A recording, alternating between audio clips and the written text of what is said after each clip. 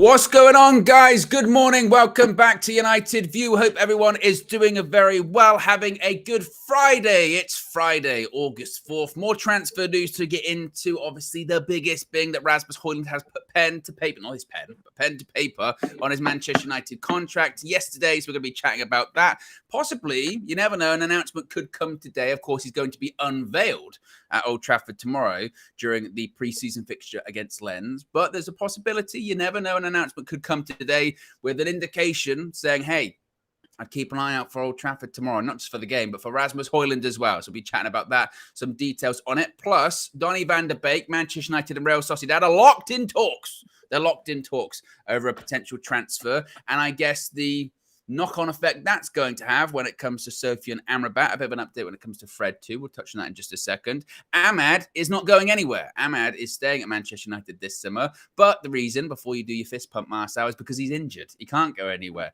He's got a knee problem. So we're going to be chatting about that. And we're also going to be previewing the preseason fixture as well. And just having a general chit-chat this morning. Sometimes, look, you go live on the air, there's a ton of news. Sometimes there's not a ton of news, but it's 9 a.m. You know what that means. Manchester United chat and transfer fun.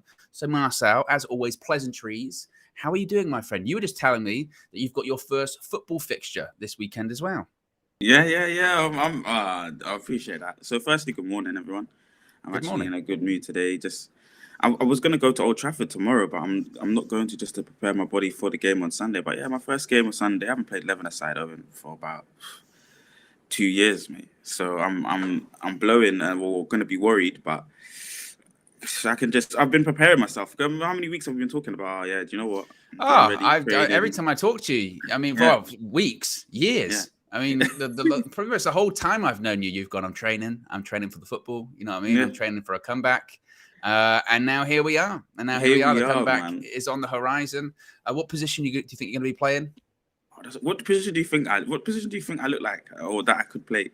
Well, I believe you've told me in the past that you play on the wing. I think you said fast, speed. Probably, I don't know what footage you are. You know, to be fair, it doesn't really matter. If you're right foot and you play on the right-hand side, you're more of a traditional winger. If you play on the left-hand side, inverted, you know? So both. I'm both footed. You're both footed. Do you have a stronger foot, a preferred foot? Left. Preferred is left for sure. Oh, really? Rare. Yeah. But I play in the 10. I play in the 10 or out wide. That's why my Twitter is 11 or 10, because there's two positions I play on the pitch. Right. So I always wondered that. I always wanted that. I consider myself like a Metzala, sorry.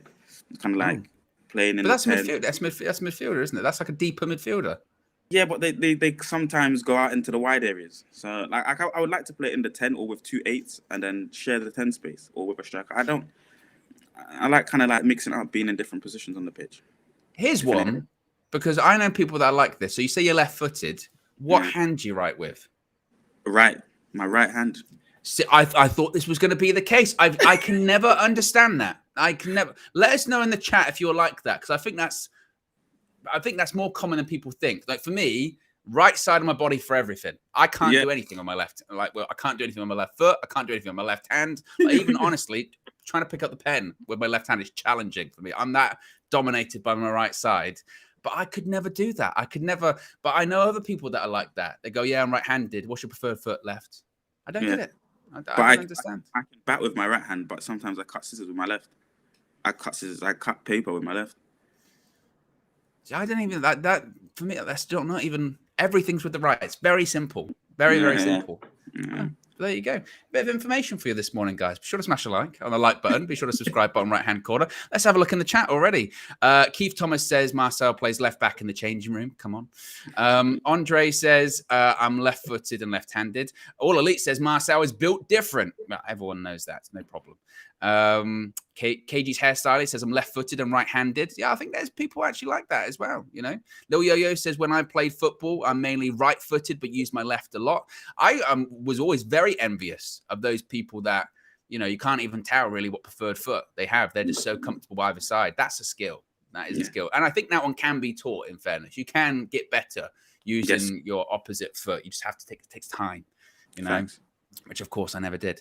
Amanor, the super chat already says Marcel's position is left back in the changing room. Lots of people enjoying that joke. I'm glad I can play left back though, guys. Thank you very much. Left back in the changing room. Well, yeah, on the wing. You know what I mean? You could be a wing back. I'd have faith in you being able to get up and down for 90 minutes, no problem, in a wing back position. I think you'd be defensively disciplined. As I've said, the only problem is that you wouldn't show up on time for kickoff. That would be the only challenge. That would be it. I'm learning to respect that now. You know, as time's going, that was a confession he made to me after the show yesterday. He said, maybe I've just got to acknowledge that time exists. And I thought, who on earth would say that? Like, I don't know many people that would say that. That's incredible. Nevertheless, we do have transfer stuff to get into because we'll get complaints, Marcel. People will say, you've spent 7 minutes chatting about non-football things. So Fabrizio Romano has said that Rasmus Hojlund has signed his 5-year contract with an option of a further year as a new Manchester United player. Done and sealed. Now, he's given a bit more information on this, saying that after he signed his new contract, which was yesterday evening, Manchester United, of course, plan to unveil the Danish striker as the new striker for United at Old Trafford on Saturday before the friendly game against Lens. So it's going to be before, not at half-time. We spoke about this yesterday, didn't we, Marcel, saying that just because... I mean, everyone's known for a few days now, he's going to be unveiled there. He's going to have the Rafael Varane kind of unveiling, which was before the game against Leeds, which, you know, built up the atmosphere. People were really happy. Then we beat Leeds 5-1. So he comes out with the shirt and all that kind of stuff. There's a player at the side of the pitch that gives him, you know, a high five or fist bump when they go, passing the torch. It was Ferdinand to Varane. Casemiro, it was kind of the same against Liverpool. That was at halftime. But what happened with Casemiro at halftime? Who did he go to? Roy Keane. Yes, Roy Keane. They do it every single time. Now, don't be shocked. Like I said, if there's Andy Cole there, my prediction is Andy Cole. He's going to be the former player. And I'll tell you why. This is my prediction. Is because obviously the game's not on Sky or anything like that. It's going to be on MUTV. Andy Cole, Man United ambassador. He was there on the tour and he was there on the touchline. And at halftime or again before the game, Rasmus Hojlund will go over to Andy Cole, and that'll be the whole big thing. Go like, Rasmus Hojlund went over to Andy Cole. But it doesn't rule out an announcement coming today because they could just announce, hey, Rasmus Hojlund signed, blah, blah, blah. He's not going to be available tomorrow because he hasn't done any training, this, that, and the other, but he will be unveiled at Old Trafford. How likely do you think that is? Wow, well, I would love the fact, you know, a little class touch there in terms of getting a previous legend to come past, almost a kind of passing the torch moment. I would enjoy that. I think I would really like to see that, you know, the pictures with that. Really enjoyed the Roy Keane and Casemiro one, Varane. But, you know, there's just something about, you know, seeing a Man United legend speak to the one that's doing it right now, you know, and trying to have the exact same dreams and ambitions that I would really enjoy.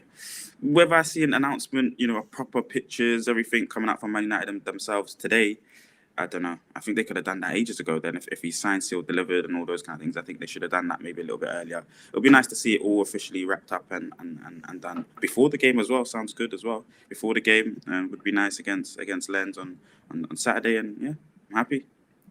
As is always the case though, when it comes to these things, I think there has been quite a bit of misinformation about this whole process as to why it's been delayed, obviously. And we said this yesterday, so I hold myself accountable when it comes to this too.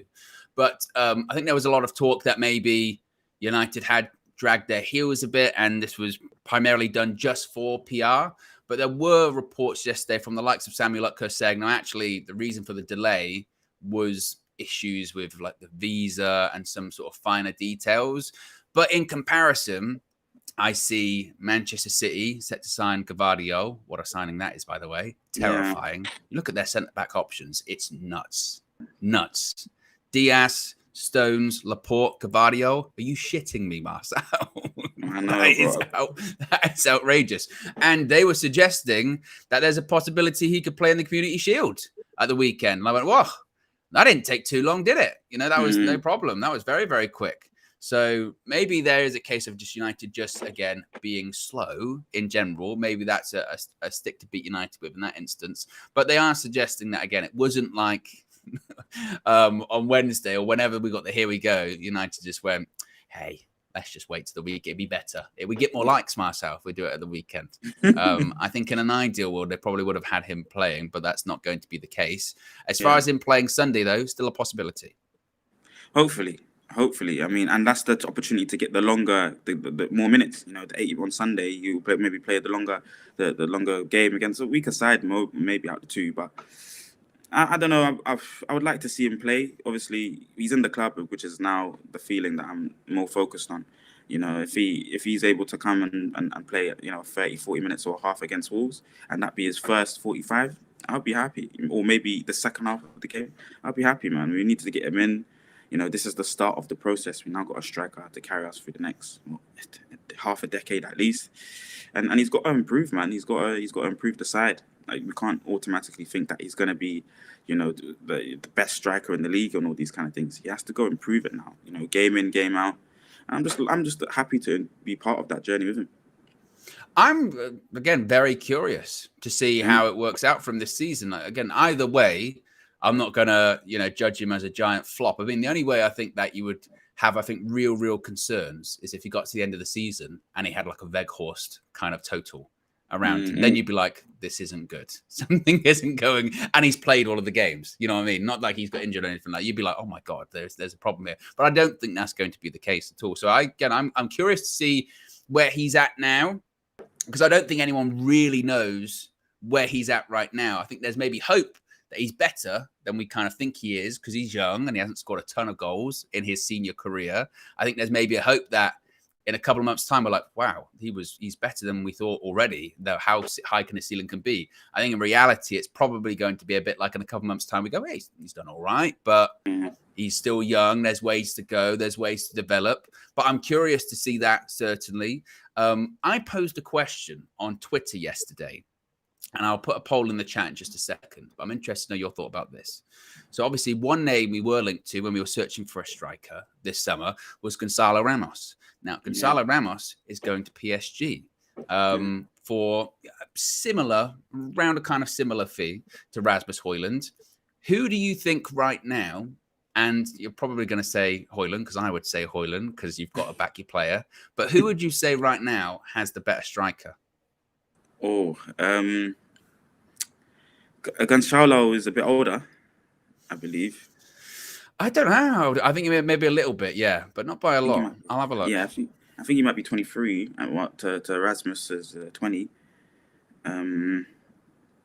But and I feel like Hojlund will be in a bit more of a system than Gonzalo Ramos. I think at PSG, he'll be more like everyone will play to his strengths a bit more. Neymar supplying the ball to him, maybe. I'm going to say Hojlund, of course. Ten Hag's going to improve the player. The abilities that he has, I think, perfectly fits our system. We want to try and attack the space in behind the defensive line for the opposition.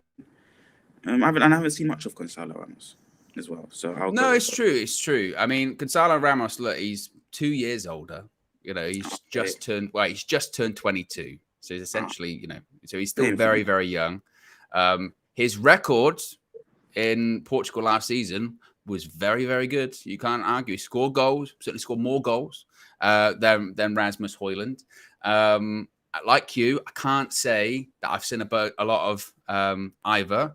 Yeah. But you could say, look, well, Gonzalo Ramos has got 2 years on Rasmus Hojlund. What's Rasmus Hojlund going to be like when he's 22? Which I think is a fair argument in this as well. Yep. Maybe in 2 years' time, you never know, Rasmus Hojlund could be scoring 25 goals a season or something. We're like, take a look at this guy, and he might be doing it in the Premier League for Manchester United of all clubs. And you would say, well, he's much, he's higher up on the totem pole there. So it's an interesting one, certainly. By all accounts, Gonzalo Ramos, I think Romano said, was the backup option to getting Rasmus Hojlund. So clearly Ten Hag's got his man. But I think it is going to be interesting to see both of them this season and know what could have been as well. But maybe, again, right now, it's not a fair comparison. A bit like with this weird, I said yesterday, the weird sort of forced narrative about Erling Haaland and Rasmus Hojlund. Like they're in any way comparable at this point in time, which they're not. Clearly, they are absolutely not.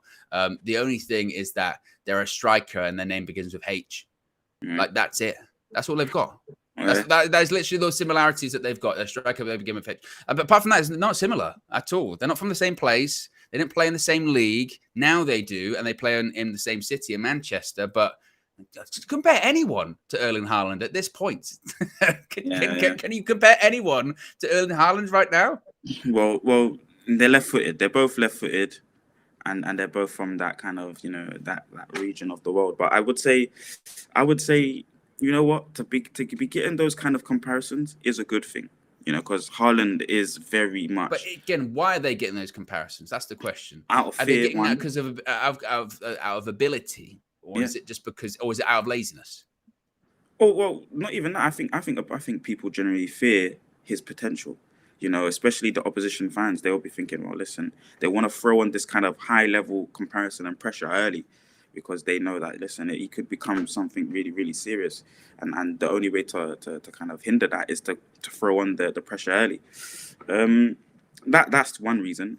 And like you said, it could be a bit lazy, but he's left-footed, similar kind of stature and physical prowess. He's got a lot of speed and agility for his height, and is better dribbler than Haaland. So I'm excited to see that he surpasses Haaland's current level and ability. Obviously, at Haaland's age, I think at Hojlund's age, Haaland was a lot better. I think he was doing stuff in the Champions League. Oh yeah, Haaland's a prodigy, isn't he? You know what I mean? Again, I think it's a lazy comparison, and I think we as United fans have to push back on that a little bit to the people that are trying to do it, because again, they're trying to do, and you see it all the time in this field. They're trying to set up something for later on. They're planting the seeds for a narrative that they want to blossom later on in the season. They're planting the seeds for when it gets to, say, Christmas, and he hasn't scored as many goals as Erling Haaland, or he doesn't play every single game for United. They'll be like, see, United have bought a dud again. They've done it again. Lee Judges, he's done it again. They bought another dud. And it's like, well, no, because he never was Erling Haaland. He's not going to be Erling Haaland. If he's half as good as Erling Haaland, we've got a good striker. We've got a really good striker. So, again, I think it's lazy. I think it's, agenda-driven and views-driven, a bit like every time Gabby Agbonlahor goes on TalkSport and chats absolute nonsense about United. Did you see the thing yesterday that he said? No, but please inform me, please. Oh, my goodness me. So basically, he was doing a combined 11 with United players and Villa players. And some of the players he said he'd have Konza over Varane. He said he'd have John McGinn over Casemiro. Honestly. And I can't remember the other one, because by that point, I think I nearly passed out. Honestly. Did he put himself? Did he try to put himself? I don't know. And when you see stuff like that and you go, well, I know you don't believe that. I know you don't. I know now you're just saying that for the sake of saying it. Because if he does believe it, honestly, I'm just trying to think one player right now currently that could get into the United team from Villa. One, I don't know. And the thing is, well, again, it's no disrespect to Aston Villa. They're a good team, right? They're a good team. Unai Emery's a good manager. I think they'll do well this season. They're Europa Conference League. They might win it. And Unai Emery, there's a really good chance they might win it. Depends who drops down and all that kind of stuff. But they're a good team. But Cons is better than Varane. McGinn is better than Casemiro. Crazy, criminal. I mean, criminal. Even if you want to say right now Casemiro is not as he's past his peak or anything like that. Well, even past his peak, he's better than John McGinn. Yes, of course, and also John McGinn, he's not even that much younger than Casemiro as well. He's way older than people think. Honestly, I couldn't believe it. I couldn't believe it, Matt. Well, I could, because nothing shocks me with him anymore. It was, oh my God. Anyway, super chat before I completely go into a meltdown. Lil Yo-Yo says, Marcel embracing time. The world is ending. No, I'm just on pause in terms of looking at the theories and constructing my full thesis on it. So I've just learned to respect it for now. And when are we going to get this thesis? When are we going to get the Marcel papers? I was about to say, because we've been speaking about it. We have proper long conversation.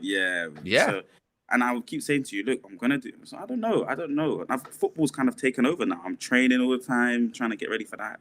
But I need to sit down and make a proper thesis on it. I will. I promise that I will do that. Because I indulge Marcel on this a lot. I'll sit down with him for 45 minutes, an hour. An hour. And I'll just ask questions. I'm always fascinated, and then I'll take it in a different direction. My favorite question I says is, Marcel, I know you don't believe in time, but imagine there was a time machine and where we're sitting right now. And I said, we can go back, 2 million years. Imagine what this would look like around us now. And I said that to Marcel, and he literally went for like a minute. And I think your first response is, wow. And I think then we might have got off into a different point of view. But that's always my favorite thing. It looked well different. Could you imagine what you'd be seeing around you? All the animals, dinosaurs. The people. Yeah. The whole place would have been completely different. The blocks, the flats, the walls, everything. Well, that would be there. Well, it depends. There might be a cottage. Might be a cottage in this place, or where we're standing right now. Could be a cottage. 2 million years ago. Oh, 2 million. Yeah. Okay, yeah. It's not going to be. Yeah, if there was a cottage built 2 million years ago, I'd be like, maybe a shack or something. I don't know. Somebody might have been living here in like a wooden something. I don't know. They built it out of logs or. That's like you're too much. People weren't even around by that point. I'm not. I don't know my history like that. I'll be honest. No. If you haven't already, click the like button. Be sure to subscribe, bottom right-hand corner. How many likes are we currently on, Marcel? It's 23 minutes past the hour, so it should be 2:30. That's the mathematics involved here. We're currently at 191, close to 200. So not bad, not great, but not bad. Just a little bit off the pace. There's room for a second wind. There's room for bit of a push, speed up the pace, all that kind of stuff. If you haven't already, be sure to subscribe as well. Bottom right-hand corner. Let's move on and talk about Donny van de Beek, because Man United are locked in talks, according to Fabrizio Romano, with Real Sociedad over talks of a Donny van de Beek deal. Negotiations will continue in the next few days. The feeling remains the same for Fred, who will 100% leave United. Now, this is a crucial step for the Beek and Amrabat deal. As Romano has always said, there's no bid yet, but essentially the moment that Donny van de Beek or Fred is confirmed to be leaving United, and we'll touch on Fred a little bit more later on. The moment that's confirmed, the Beek and Amrabat deal is very much on. Now, when it comes to Amrabat as well, he's actually going to be in England over the weekend because Beek and Amrabat will make Fiorentina's squad to play Newcastle, according to Gazzetta dello Sport. Amrabat is scheduled to be part of the Fiorentina squad flying into England for a pre-season friendly against the North East Club at St. James's Park on Saturday afternoon. The report also claims that Fiorentina are yet to receive an offer from United for him, which again lines up with what Romano has said. So for all of those, things that have said, United have bid 25 million euros or 30 million euros for Amrabat. We haven't. But the moment that Donny goes or Fred goes, we will. And the hope would be, Marcel, particularly the season right around the corner, that the moment that Donny or Fred goes, or both of them go, we can get that Amrabat deal done fairly quickly. Sounds like good news. Man. We were talking about the timeline of things. You were mentioning the timeline. It's outgoings right now, focusing on the outgoings. And then once those outgoings happen, hopefully you can get Amrabat and somebody else. I don't know if I'm sounding too greedy, but really want five players coming in this season. I think Ten Hag's been so good at getting players in. His track record so far for us has been really, really solid. Even the loans looked very useful. Even though they weren't achieving high, they were useful and good stopgaps for me. Sabitzer and Weghorst. They were decent stopgaps. I think this Amrabat deal, once the outgoings happen, it's all systems go, I think, and we need somebody else to come in as well. But Fred, unfortunately, he needs to go quickly. Donny, I think, will be something that happened quickly as well. I think that one will move on quite quickly as well. And Maguire should hopefully happen before the start of the season, to be honest with you. Like I said, I don't think Maguire's going anywhere. I still don't think he's going anywhere. Obviously, I know that he's been linked to West Ham. There's chaos at West Ham at the moment. Not only of obviously not signing anyone, but there's stuff about they've got a new technical director or something like that. And West Ham wanted, David Moyes wanted West Ham to go for James Ward-Prowse, and he cancelled it and was like, no, we should go for other people. So there's just chaos going on at West Ham at the moment. So I don't know what that's going to look like when it comes to Harry Maguire. As far as selling players, is there a concern that we sell players too slowly, would you say? Are you looking at this going, sometimes United, they can do one incoming at a time, but how come United can't, meanwhile, get rid of these other players? I mean, who have we sold this summer so far? Tellez, Zidane, Iqbal, Charlie Savage. I mean, none of them for massive money or anything like that. How come it takes us so long? Is that frustrating? Oh, massively. For me personally, I've been saying it for a little while in terms of just make it a fire sale. everyone go on affordable prices for everyone. Alanga, that's who we sold. Yeah. So just everyone go for affordable prices, as soon as possible. We need them cleared out. For me, the bigger, the more importance is them being out of the club.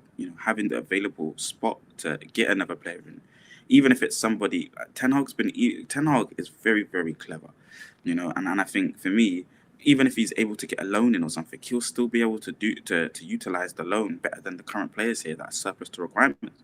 Getting even recuperating 20 million, 25 million for Maguire I'll be so happy for that.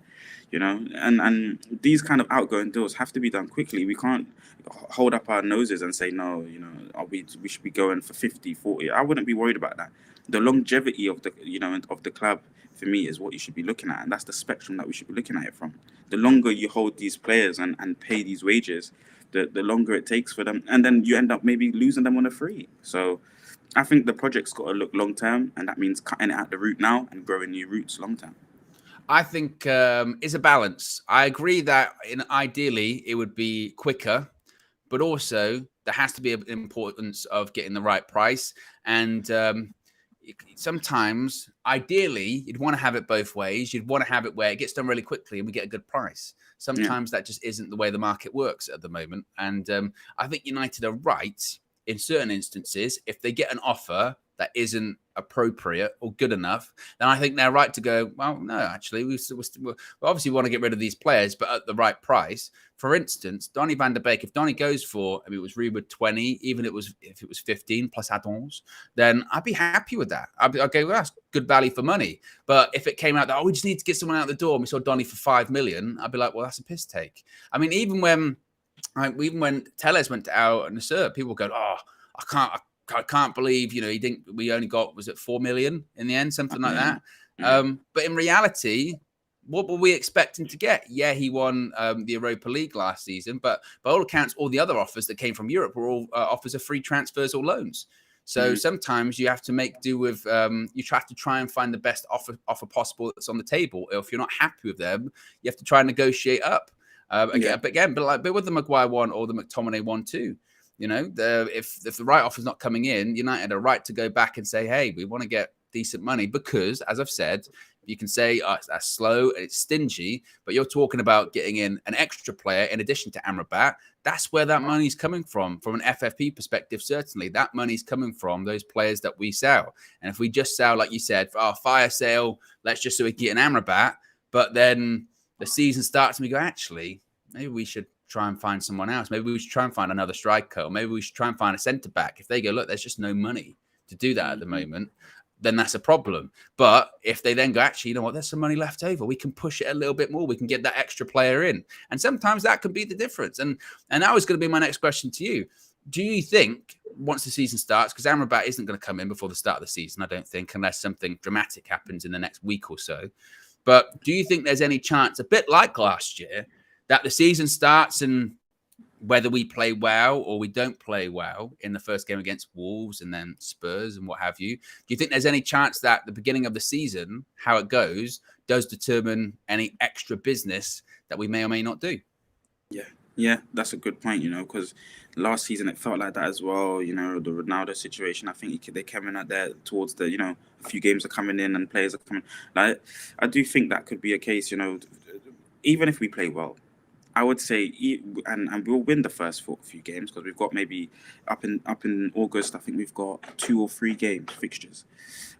So, after the first 2 that we win, you might look at the side and say, okay, yeah, they look brilliant, they look sharp, but we want to add a centre back.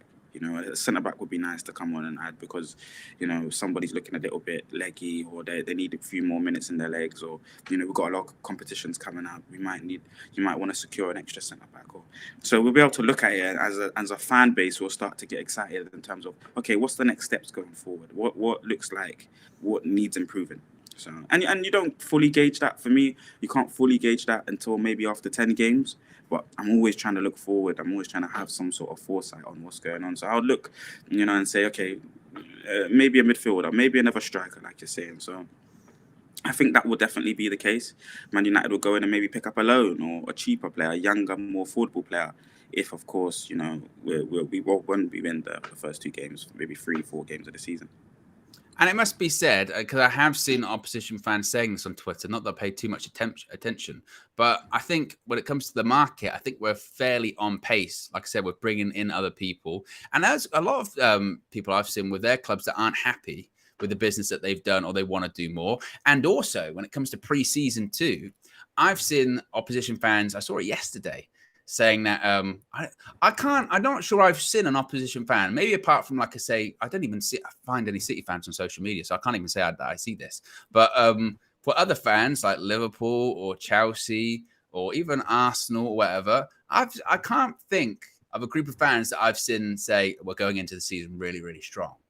So for all the talk about being concerned, and concerns justifiably so that some people have with our preseason, I don't think I've seen anyone being like, we are really cooking heading into the start of the season. I haven't seen anyone. So I think everyone's kind of, again, cautious or curious to see how their team starts the season, because there's been no real sort of standout back they are on fire or the business that they've done. City always, because you just expect that with them. They sign Gabby, you go, oh, shit. And they've already got all of those players. We know they're going to be that. But as far as everyone else, people have done business, like Arsenal. But I mean, they played with Monaco the other day in that Emirates Cup, and they won on penalties. But they kind of struggled through the game. We played them in the preseason game, and we were the better team against them, even when our sort of reserves, if you will, came on in this, or the sort of not starters, came on in the second half. But then our other games, we weren't particularly great either. I don't even know how Liverpool and Chelsea have done. I don't think Liverpool have done particularly well either. So again, I think that's really interesting. Certainly. Let's get to some of these super chats. Yes. My style advisor here has been a member for 5 months. Appreciate 5 months of support. Says, morning, you beauties. Have a great weekend. Have a great weekend yourself. And everyone else in the chat. Yes, have a great weekend. All Elite says, love you guys. Love you too, All Elite. If we get Amrabat, where do you think we'll realistically finish next season? Liverpool, Chelsea, Arsenal, Newcastle will all be better. Okay, Marcel, prediction time then. Mystic Marcel, double M. Where do you think we finish if we get Amrabat in? 3rd place or 2nd place. That's Man United's position for the next 2 or 3 years. That's got to be the ambition. I think top 5 make Champions League this year. Do they, Owen? I'm throwing. Yes, I saw that. Yeah, because more teams added, and I think our coefficient's gone up as well. Which, I mean, let us know in the chat. How do you feel about that? Because honestly, part of me doesn't like it. I mean, I know it means we've got a better. I know it means we've got a better chance of getting in, because now you don't even have to be out of the top 4. You can be in the top 5. That's crazy. Suddenly, I mean, there's an argument to be made. Look, there's more teams getting better. Like, now it's not even really a top 6, because you include Newcastle. It's like a top 7 anyway. So they've just added an extra team to that. So it's still just as difficult, you could argue. But I don't know. I kind of like the traditional top 4 race, and having more teams in there. I mean, there's a bit makes it more prestigious. Yeah, exactly. I think it's they've kind of oversaturated it a little bit now. 5 teams, and you don't. What kind of ambition do you have to push it? I think there might be a couple teams that are always 8th and 7th. They might be wishing, okay, there's an opportunity to get 5th if we just keep an air of consistency on good form. But I prefer that top 4. But in terms of our question, or All Elite's question, in terms of where we'll finish, 2nd or 3rd for us is always the ambition. I think Amrabat completes a midfield, so now you can just always rotate it. There's always a really good 10. At the club, at the top, and then there's always going to be a very competent 6, and then we're going to be defensively strong.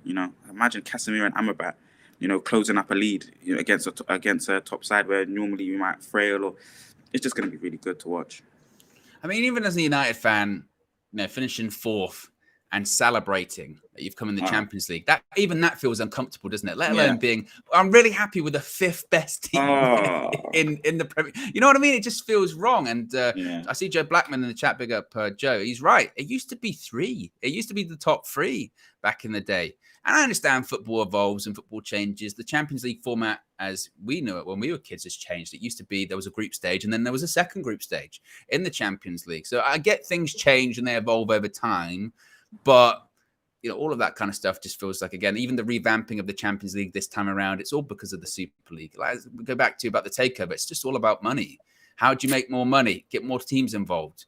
And then more teams involved means more match days, more revenue, more matches just generally being on as well. So part of me is, like I said, uncomfortable. I mean, the European Cup, you should just be, you get the winners across Europe. That's what it used to be. You should just be a knockout format all the way through. And whereas now, it's such a wild competition, isn't it? The Champions League, because it's, you would think if you win the Champions League, you're the best team across Europe. But a lot of the times that isn't actually the case. Yeah. You know what I mean? How many times have we seen, even here in England, teams that haven't won the league win the Champions League or what have you? So I don't know. Like I said, I don't. But then again, look, if we win the Champions League, who gives a shit, right? Exactly. Who actually cares? Who cares? Exactly. What's the like saying at the moment, Marcel? I've seen some comments in the chat saying, "Oh, you need to pause and you need to check on the likes." It is 37 minutes past the hour. We're currently at 304 likes, which, to be fair, it's okay given the timing. Again, the Marcel maths is times 10, so we should be on 370. We're not. We're on 308, but we've also got over 1,500 people watching. So just by pure mathematics, if even half of you just click the like button now, we'd hit the goal already. No problem, And I understand what it's like. Sometimes you're so engrossed. We've been listening to Marcel's theories on time and all that kind of stuff this morning. We've been listening to Marcel think that there were cottages and humans 2 million years ago. So maybe some people were just about to hit the like button and they heard you say that and they went, what? Maybe that's why. So again, if you haven't already, click that like button. Let's talk about Amad. Now, Amad, I guess the good news could be, if you're a fan of Amad, certainly, that he's going to stay at Manchester United. But the bad news is it's because he can't get a move this summer because he's injured. Manchester United released an official statement yesterday saying that Amad will miss the first part of the Premier League season after sustaining a knee injury during the US tour. Of course, he wasn't involved in the game against Borussia Dortmund. It's also been reported by The Athletic that Amad is set to stay at Manchester United this summer, with his knee injury ruling out a potential loan move. Now, obviously, it's frustrating and annoying that he's injured and he's going to miss the start of the season. We don't know how long he's going to be out for. It could just be a thing where if they're saying it rules out a loan move, that would imply he's going to be out for the rest of the month, probably. So what, 2 or 3 weeks, 4 weeks, something like that. But could it be the best thing that happens to him, considering that there could be a part for him to play between now and January at least, and maybe he's an option that Ten Hag utilizes, puts pressure on Antony, and next thing you know, he's playing more regularly for Manchester United. Yeah, perfect. A really good point. That's the first thing that I thought when I heard that news. I mean, he's going to be the one to push of both Sancho and Antony, because I think Sancho has obviously got to fight for that right hand side as well. If he's going to end up staying and we don't end up getting Sancho off the books, which I think we should, but it's going to be Sancho, Antony and Amad maybe all competing for that right wing spot, which is a really, really fierce competition there in terms of those three. Amad, I think, is going to be a top player. Obviously, I'm really upset to hear that he's got a knee injury now after a really, really good breakout season, or standout season, should I say, last year. But I think he's going to be a top player for this club. Really, really good player, silky feet. So, I'm waiting for him to obviously just get recovered and then, like you said, even beyond, hopefully they don't put him on loan in January. That's what I'm really hoping. And hopefully, they see January and they say, look, he's done well. He's performed in a couple of games for us. He's been well in the cups, or whenever he's come on, he's been looked sharp. Let's see how he'll do for the rest of the season. Should be the same really for Kobe. They will learn so much, Owen, just looking at our team play at Old Trafford, being in and around that environment, warming up, training with the players. That level's much higher. The training level, the training sessions they'll be having is higher at Man United than at Sunderland. Evidently, the world-class players, the mentality, you need to be in and around that environment, sleeping, eating, talking, in and around those kind of places. So I'm happy that he stays at the club, for the first part of the season at least, and hopefully into the second. Amad will be a top player for us. Well, I will say that, I think you have to be careful when it comes to the players going out on loan, because I think we did see, certainly, for instance, a player like Hannibal in pre-season. The difference between him from now to this time last year, I thought was massively different, because he had a season of playing first-team football. Alvaro Fernandez was another one. The difference between him now and last year was remarkable, because he'd played over 40 games in the Championship for Preston, got Young Player of the Year. Hannibal had played, I think, again, like nearly 40 games for Birmingham last season. So sometimes I do understand, and the difference in Amad, because he went on loan and played all of those games, because we signed him at Atalanta. He, I think, had a couple of senior appearances. That was it. The rest was under 23s football. So I think you have to be careful when it comes to stifling their development and keeping them for the sake of keeping them. Of course, in this instance, it's just because he's injured. Football is also about timing, though. There could be a situation where Antony's not playing well, Antony gets injured, or he misses a game here and there. Amad comes in, gets an opportunity, And we go, wow, he really took his opportunity. Good for him. And suddenly we've got another option that maybe we didn't think we had.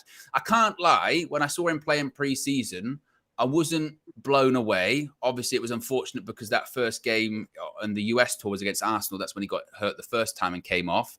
And then obviously then he picked up a knee injury sometime before the Dortmund game. Obviously, he was in the next squad against Real Madrid. But I can't say that, I was absolutely blown away. I think maybe the best game he had was against, I think it was Lyon, the one in Oslo, where it was him, Sancho, and I forget who started up front. It was one of the youngsters started up front, and he played pretty well in that instance. But I can't say that I was blown away, and I think there is still probably some concerns about physicality and ability to cope in the Premier League. For instance, if you said who's the better right winger at the moment between Amad and Facundo, I'd say Facundo. I think Facundo's more direct. I think he's more physically able right now. And I just think he's different to anything else we've got in terms of a right winger, certainly. But he's just more of a traditional winger. I think the future, and this would be way, way in the future, but a future of a more polished and developed Garnacho and a Facundo on the right-hand side. I mean, you've got pace and people that's run at you at that point. And obviously, that would be like 5 years away or something like that.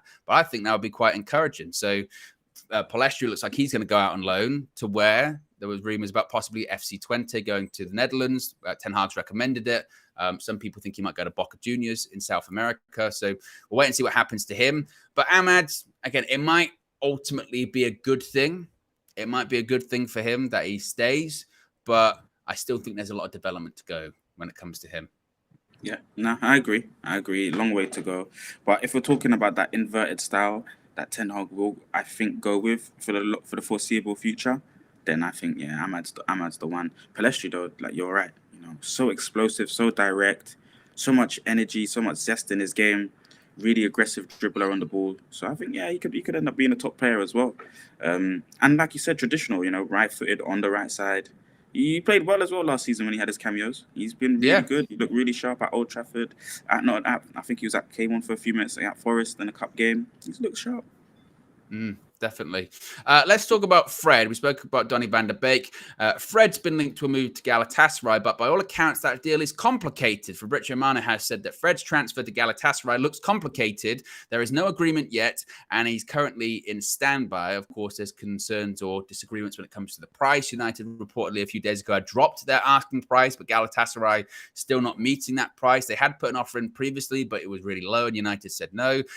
But fortunately for United, it's not the only club interested in Fred. There's still that interest from Fulham, although that one has died down a bit. Fulham have got a massive sort of Saudi problem at the moment because they're trying to rinse and take all of their players and their manager, of course. They were in for Mitrovic. They turned that down, and Mitrovic said, I'm never going to play for Fulham again. So I don't know how that one's going at the moment. They wanted to get Marco Silva, and Marco Silva said no. Now, the Willian situation at Fulham is wild at the moment. So Willian, his contract expired and he was a free agent.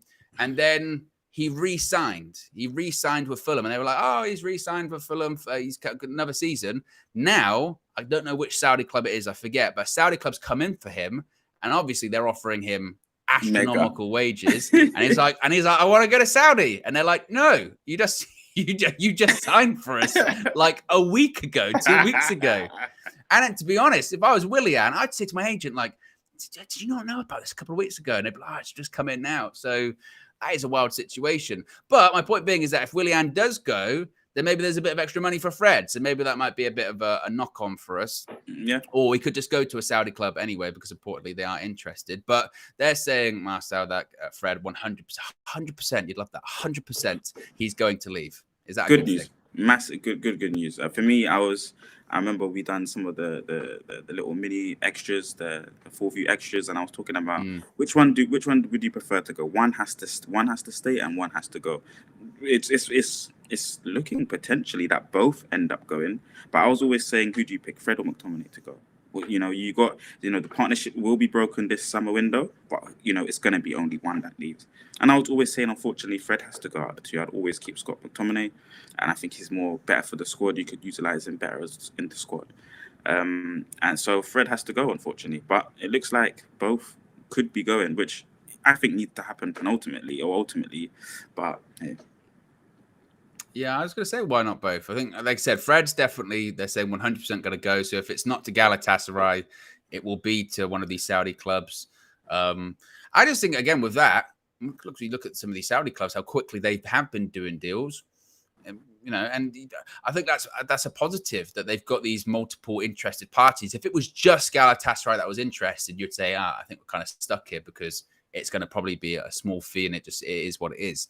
But now that you've got Galatasaray only willing to go up to a certain point, but you've got, again, these Saudi bids on the table, or possibly Fulham if they go back in, you can say, hey, we've got other offers. Let's drive the price up a bit. But they're saying he'll definitely go. And again, it's just a case of between him and Donny, which one gets done first. And then they're going to go in for Amrabat as well. I see currently at the moment we're on 407 likes. So we are about 30 minutes left. Less than 100 to go, then we can get to 500. I believe it. Some would say you can do it. You can do it. I believe. Actually, I'll tell you what. I'll do a bit of bribery. Okay, that's what we're going to do this morning. We're going to do bribery. If we get to 500 likes, I'll play the KG Onana song. Okay, I've got it right there. It's right here. I could click it right now if I wanted to. But if we get to 500, we'll play the Onana song. It's a huge hit. Maybe KG's got to go into the recording studio. I don't know. But yes, if we get to 500, that's what we'll play. Vegeta with the super chat, members chat, his member for 13 months, says, hello guys. I hope Ahmad stays. The right side is still up for grabs, in my opinion. Fred and Scott can go so we can get Amrabat. Well, by all accounts, only one sort of is needed to go before we can get him. The Sirens agree. All Elite also with the super chat says, shout out Blue Moon in the chat for riling everyone up. Is there a City fan, a rogue City fan? It's quite incredible, actually. They're very rare. They're an endangered species nowadays. You see, I think like the WWF doing commercials for them going, save a Man City fan. You don't see him that often. David Attenborough's doing documentaries, talking about conservation. So it's very rare that you'll see one. Particularly, this is like, when that story occasionally happens every few years when you see like a whale in the Thames and they go, how did that get there? Like you're on a United channel and you see a City fan, you go, this is very, oh man, are you okay? Like, do we need to start like throwing water on you like they do to these whales as well or something? That's wild whenever that happens, by the way, because that's happened a couple of times, hasn't it, with the Thames? Yeah. And they go, oh, it's a whale here. You go, so that's what it's like. Good analogy, and I'm quite proud of myself with that one. Finally, pre-season continues tomorrow.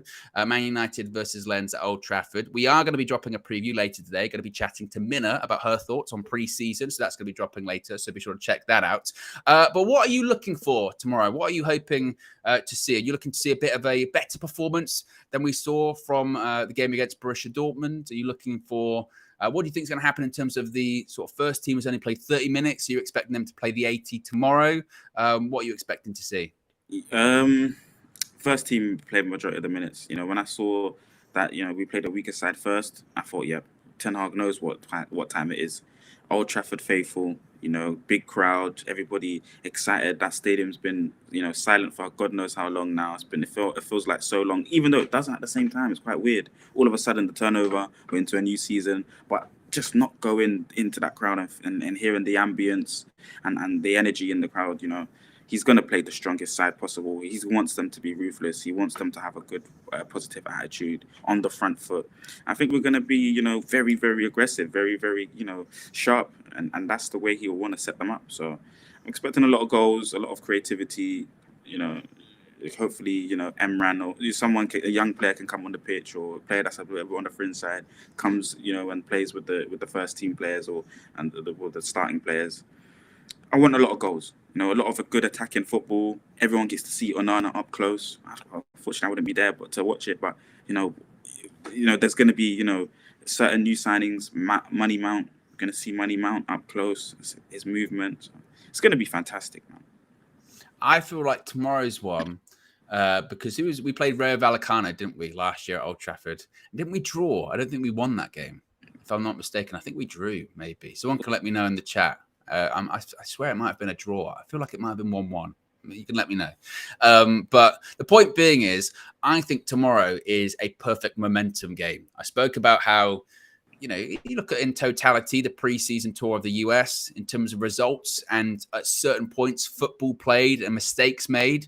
Well, cause for concern. I wouldn't go that far. I know KG said that in his fan view, but you could say it was a bit flat at points. But sometimes preseason is like that. I think that tomorrow is a perfect game to kind of whet people's appetite for the season, sort of thing. You know, you've got Old Trafford. You're the home team, like you said. I think you'll play the strongest team for 80 minutes. And you're playing a team, no disrespect, and this might come back to bite me, but Lens aren't the best team in Liga. You know, I think they're I don't even know where they finished last season in Liga. I can have a look in just a second. But the point being is that, you know, they're not the best team. So if you play a strong team, you score a few goals, 2-3-0, something like that, play good football. Then we come out of there going, I'm really excited. And then you play Bilbao the next day in Dublin. The majority of the game is played by the reserves. Even if they lose that game, it's like, it's only the reserves. It doesn't matter. So the point being is I think tomorrow is a perfect momentum game. I think that's a perfect momentum game. I'll take a look at Lens, though. Maybe I've completely written them off.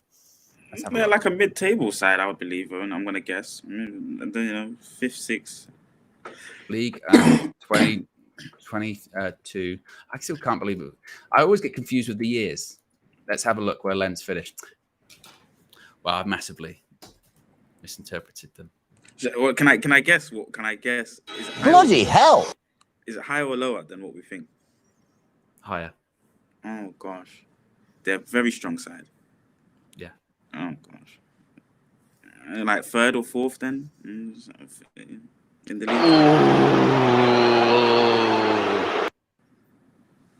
No way, they didn't finish higher than that. OWEN. Marcel. They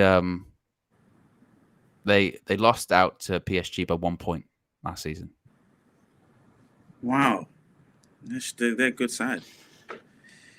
But that league, by the way, that league. I'll take this time to apologize to Lens, and take this time to apologize to their fans. Yeah. I was wrong.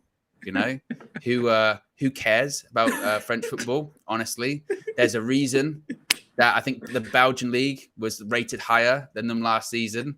Just looking at some of their stats, they only conceded 29 goals last season.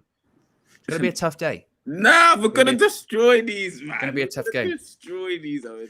Always do your research, okay? Always do your research. Shame on me. Well, look, maybe tomorrow we don't play our strongest team. Maybe we play that the next day against Bilbao. No, we do. I tell you what, it's still a momentum game, Marcel, because scrap that even more. Play the strongest team. Say, hey, they finished 2nd in Liga last season and they didn't concede that many goals and we win 3-0. You go, hey, I tell you what, they're not bad. They're not bad at all. Yeah. They lost less games. They lost the least amount of games in Liga last season. So they got a good defense. They won their last 5 games as well in a row. Perfect opportunity for Rashford to test himself. Saw obviously the interview that he did with Gary Neville. Yeah. Looking at some of their statistics now, it's a good test. Yeah. 29 goals conceded, point off PSG, 5 wins in a row to end the season. They were the most informed team. Still, like you said, a momentum. No, it's the exact same thing. Just, okay, they're very good. It's the exact same mentality that we're going with it. You know, bring up the momentum, score 2 or 3 goals, you know, good attacking football. It's the exact same thing. It's exactly the way that they need to come and approach this kind of match. And they will do.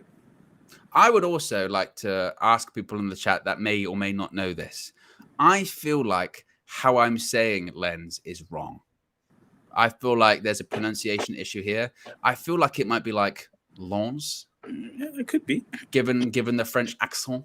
I feel like it might be Lens, something like that. You can let me know in the chat if I've said that correctly the second time round. I think it is like Lens. Yeah.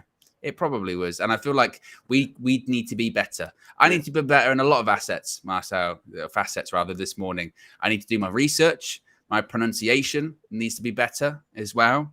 You know, we don't want to be those. We don't want to be those typical, you know, like British ignorant people. Yeah.